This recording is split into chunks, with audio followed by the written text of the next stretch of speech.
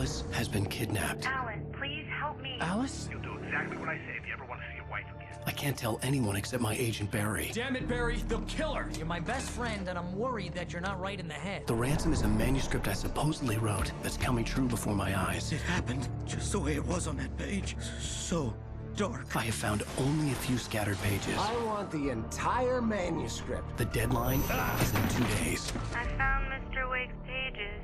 Good girl. How the hell did she get her hands on the manuscript anyway? I don't know. She's resourceful. I told you you were too hard on her.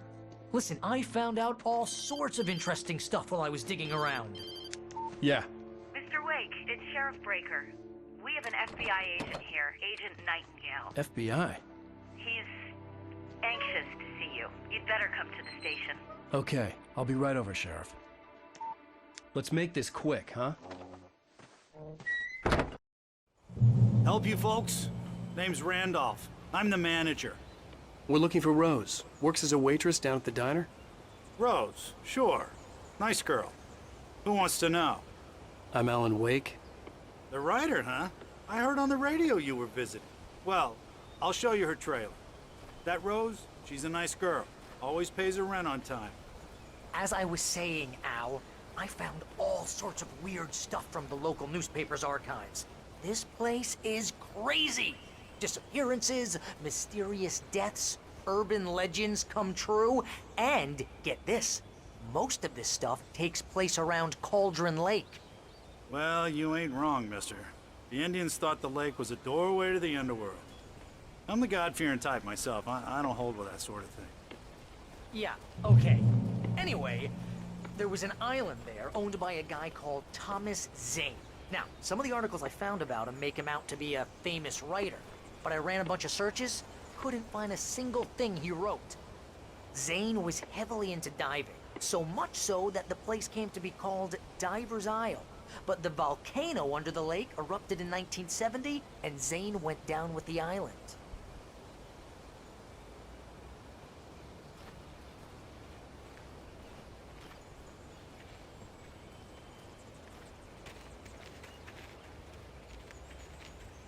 Yeah, how about that? It was there in the morning, as if it had fallen from the sky. But it would take a tornado to lift something like that. We're damn lucky it didn't crush any of the trailers.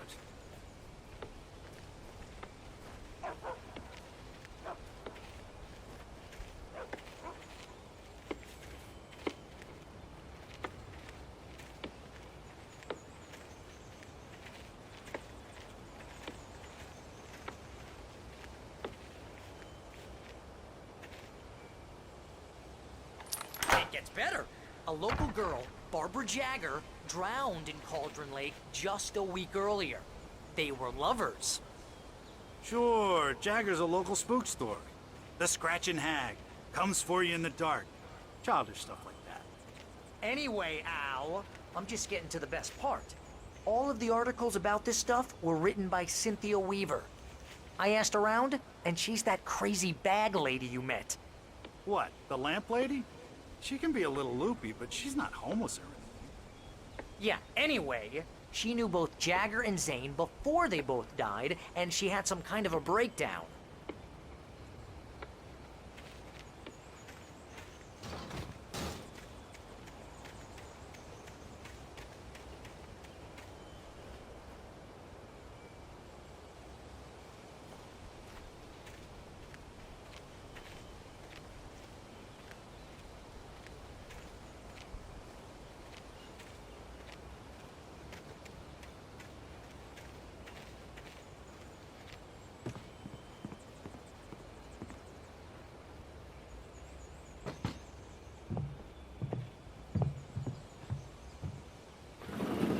Welcome to...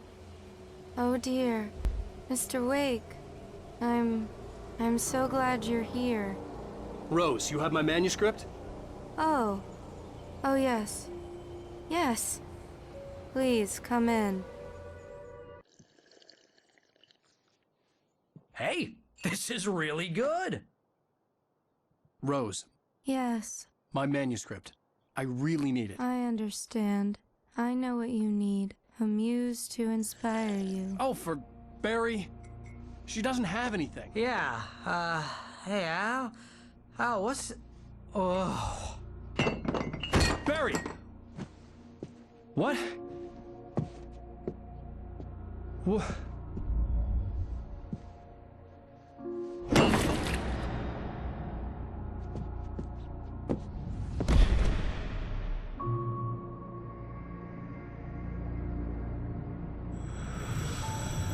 It's coming for you, hiding in my barber's skin. I'm too weak to stop it. You must turn the lights on. I promised I'd come visit you and your lovely wife. You must finish what you started.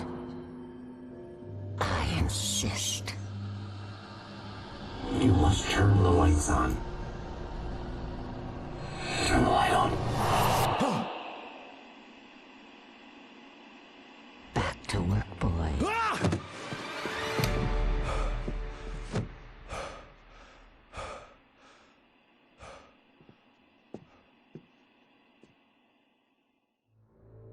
I felt nauseous, hungover. Only anger kept me going. I can't tell reality from dream anymore, but it seems I have an imaginary editor to help me. She's an old woman in a funeral dress. I call her Barbara Jagger. She's very strict. I'm writing faster and faster. My manuscript is being heavily revised. The edits are getting very aggressive, and each day there's less of me and more of her. I hate it, but I know she's right. She promises me I can save Alice this way. She knows more of this than I do. About the complex incantation I'm attempting. About this place. She's worked with another writer under similar circumstances, Thomas Zane. The genre of the story seems to be shifting. It's turning into a horror story. I'm getting close. I can feel it.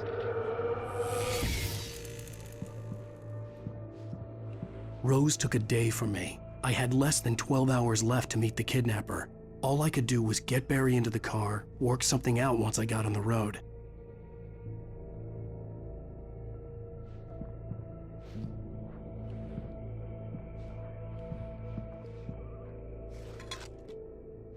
Welcome to the Oh Dear Diner. What can I get you today? Coffee? I couldn't work up much hate for Rose. Something had used her to get to me and left its mark. First refill is free. Milk and sugar on the counter there. Would you like to hear today's specials? Thank you. A nice day. Come back soon.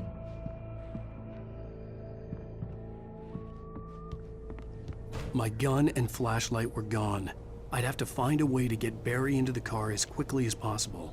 There was no time to waste. Mr. Randolph liked Rose. That little smile she had. How she was still sweet when life had tried so hard to make her bitter. It wasn't any of his business what she did in her trailer. But those strangers, the writer and his smart-ass sidekick, looked like trouble. And they'd been in there for hours, way past her normal bedtime. He reached...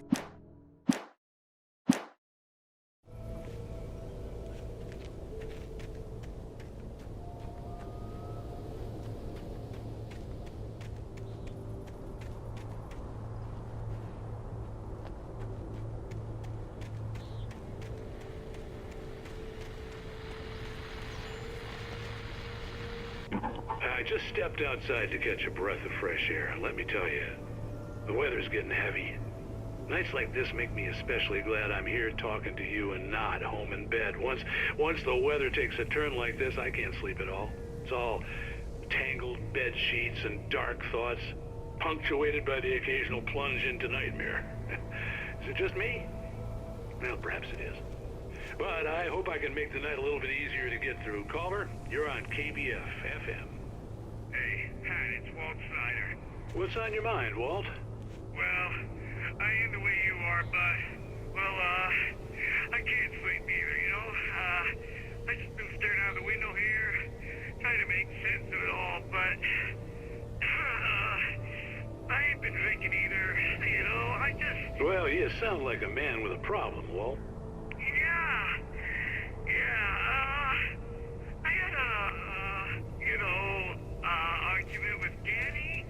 You know Danny, and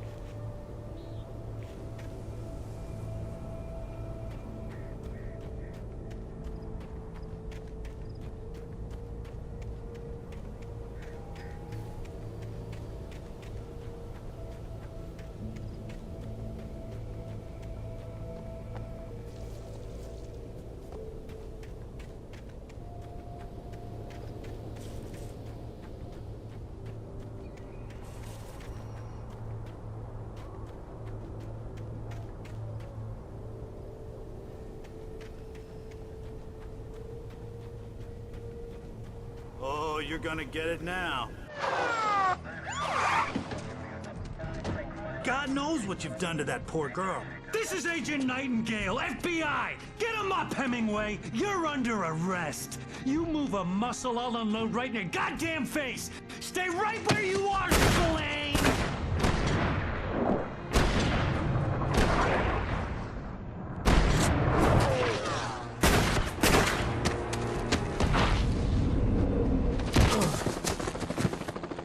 What are? I'm standing right here, you goddamn maniac!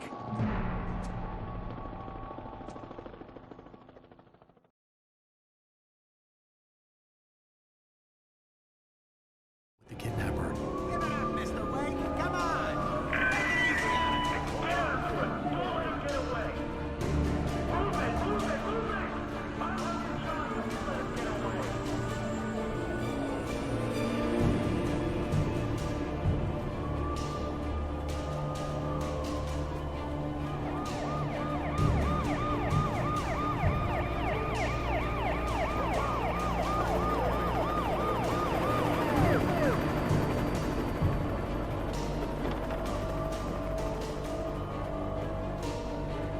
There! We have the suspect in sight! Okay, man. Keep your eyes peeled. He's gonna try to make it through here. Oh, damn. Wait, no! Wait! Wait!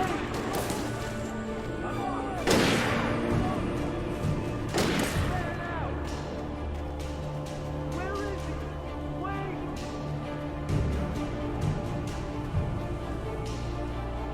God damn it, where'd he go? Wait!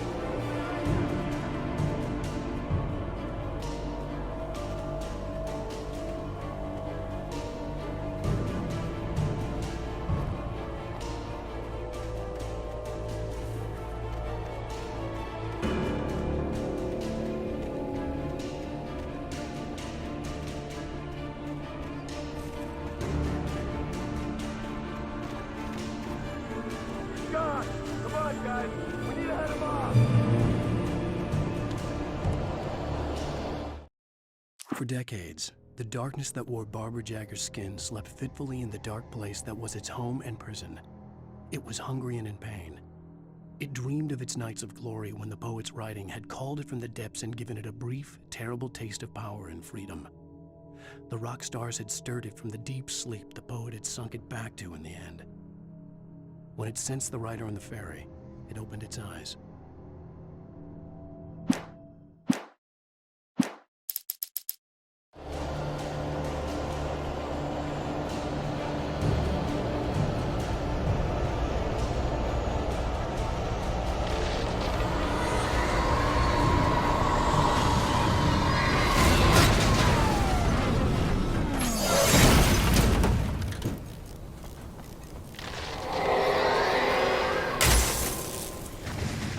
Come in, Agent Nightingale. This is Sheriff Breaker. Over. Nightingale, over. What on earth is going on? My deputies tell me he fired at Wake, but he didn't have a gun.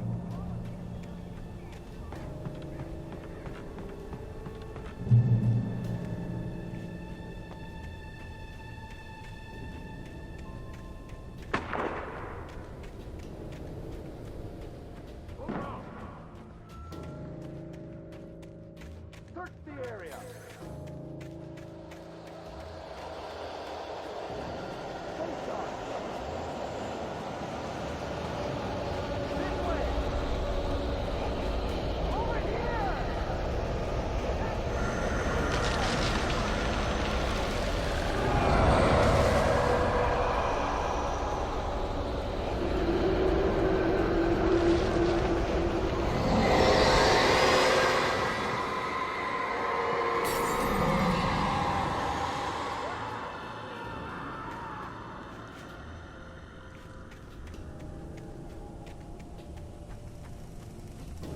This horror was everywhere I went, circling me.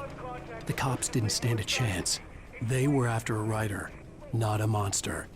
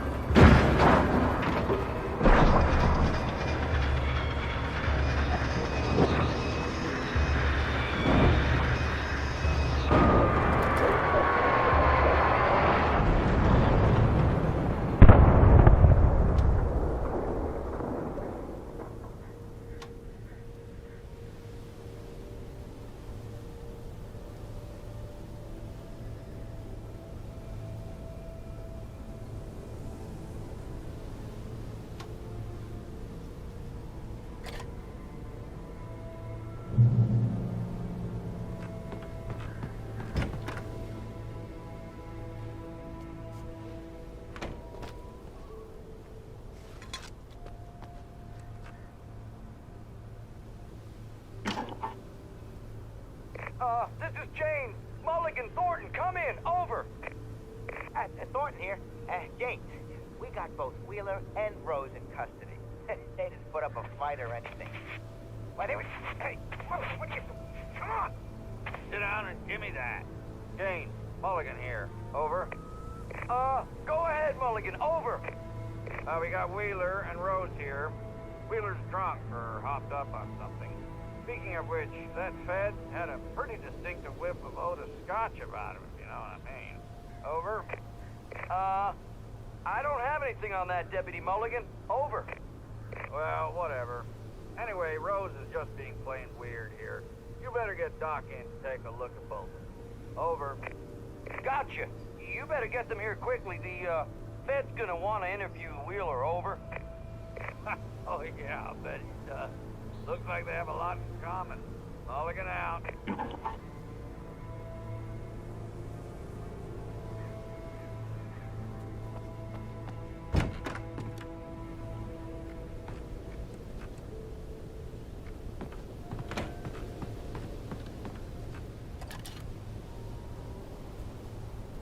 I could see the lights of the radio station in the distance.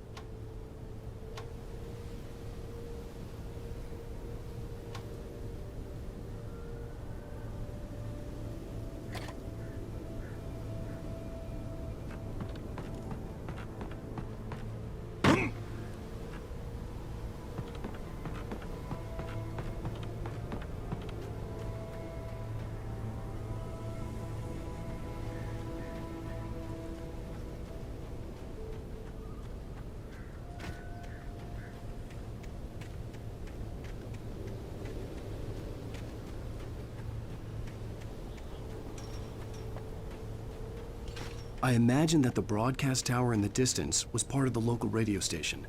Maine seemed like a decent guy. Perhaps he could give me directions to the coal mine.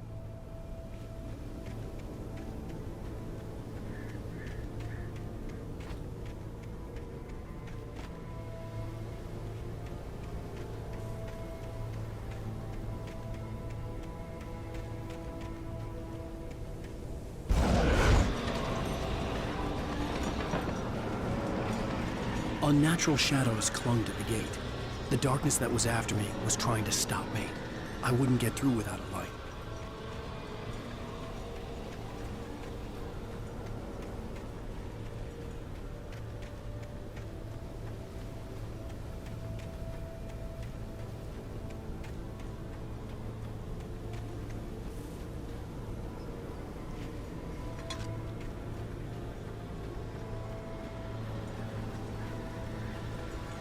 There was no power to the searchlight.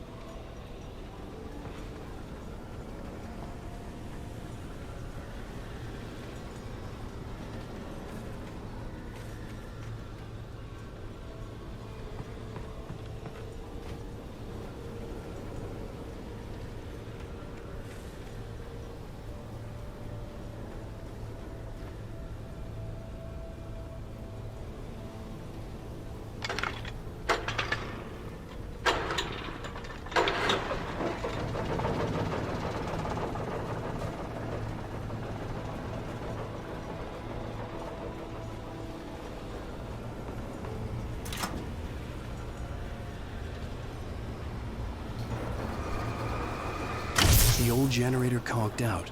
I'd have to see if I could fix it and try again.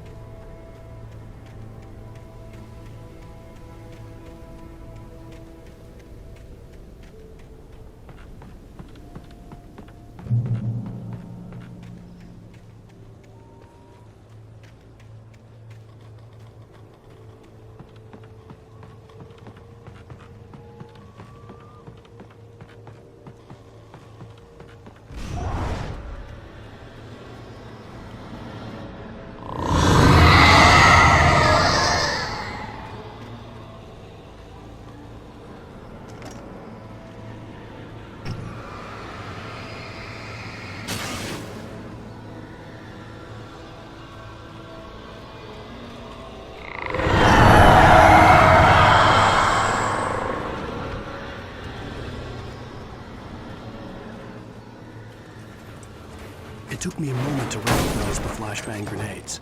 They were an ideal weapon for my situation. Team 1, come in. Over. Team 1, this is Sheriff Breaker. Report. Over. Team 2, come in. I need a report. Over. Come on, guys.